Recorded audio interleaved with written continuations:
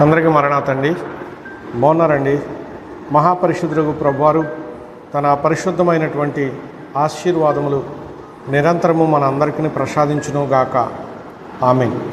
ప్రియమైన స్నేహితులారా, సర్వలోకనాథుడు ప్రభు మనకు ఆజ్ఞయిస్తూ ఉన్నారు, అలాగే ఆశీర్వాదము ఇస్తూ ఉన్నారు, అలాగే ఆదరణ కలుగజేస్తూ ఉన్నారు, అలాగే ఆయన మనకు తోడే నడిపిస్తూ ఉన్నారు. ప్రియులారా, ఇవన్నీ కూడా దేవుని వాక్యాన్ని శ్రద్ధగా వినడం వలన దేవుడు మనకు అనుగ్రహించేవారుగా ఉన్నారు.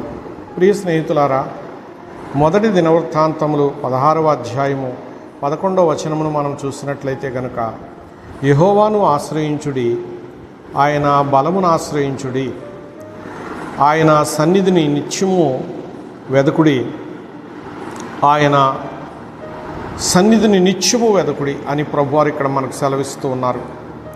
ప్రియమైనటువంటి స్నేహితులారా, సర్వోన్నతుడైనటువంటి దేవుని మనము ఆశ్రయించే వారముగా ఉండమని దేవుడే మనకు ఇక్కడ సెలవిస్తూ ఉన్నారు.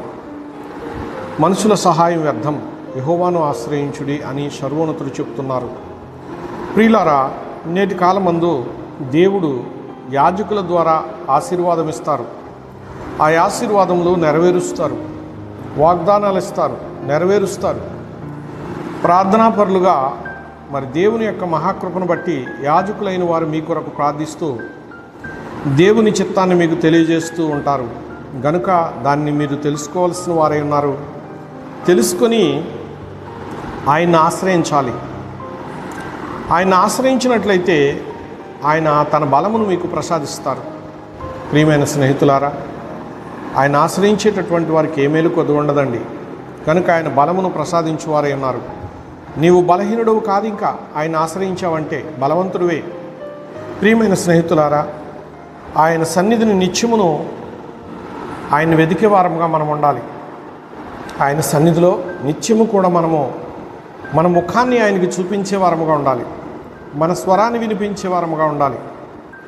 మన ముఖాన్ని చూపిస్తూ, మన స్వరాన్ని వినిపిస్తూ, ఆయన్ని వెతుకుచూ ఆయన మహదైశ్వర్యాన్ని మనము అందుకునే బిడ్డలుగా ఉండాలని, అందుబాటులో ఉండాలని సర్వోన్నతుడు దేవుని పేరట మీకు నేను తెలియపరుస్తున్నాను. ప్రియమైనటువంటి స్నేహితులారా, ఆయన సన్నిధి సామాన్యమైన సన్నిధి కాదు. సన్నిధి అనగా సహవాసపు నిధి. అంటే దేవునితో మనము సహవాసం చేస్తే మనము ఒక నిధిని కలిగి ఉన్నట్టే. నిధి అంటే సకల విధములైనటువంటి, అంటే జీవించడానికి కావలసిన సకల భాగ్యాలు అందులో ఉంటాయి. విలువైనటువంటి ఆభరణాలు, వెండి బంగారములు, ఇంకా మనిషికి కావలసిన సమస్తము కూడా ఆ నిధిలో దాచిపెట్టబడి ఉంటుంది.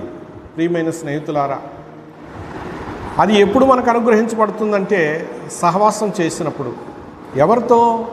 యెహోవాతో సహవాసం చేసినప్పుడు, ఆయన సన్నిధి సహవాసంను కలిగి ఉన్నప్పుడు ఈ భాగ్యాన్ని మనం అందుకుంటాము.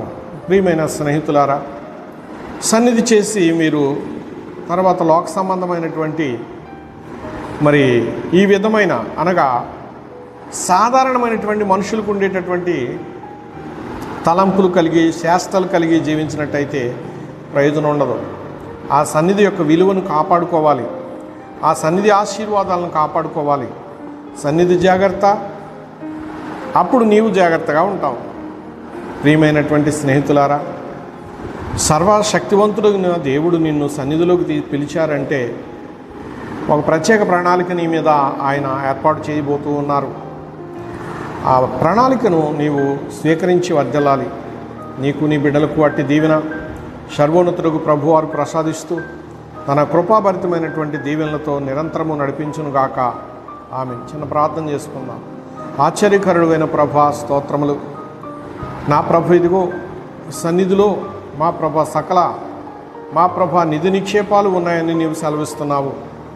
మనుషులకు కావలసిన సర్వభాగ్యాలు నీతో సహవాసం చేసినప్పుడు, అనగా సన్నిధిలో ప్రభ సమృద్ధిగా నీవు భద్రపరిచావు, అవి వారికి ఇస్తావు. స్తోత్రాలు. నా ప్రభ, ఈ భాగ్యం కావాలనుకున్న వారు సన్నిధిలోకి రండి అని ప్రభా నీవు పిలుస్తూ ఉన్నావు. కనుక నీ సన్నిధి సహవాస భాగ్యము సదాకాలము నీ బిడ్డలకు ప్రసాదించుమని మహిమాస్వరూపుడగు యేసువారి పేరట ప్రార్థించి వేడుకుంటూ సమర్పిస్తున్నాను పరమ తండ్రి. ఆమెన్. అందరికీ మరణాతండి.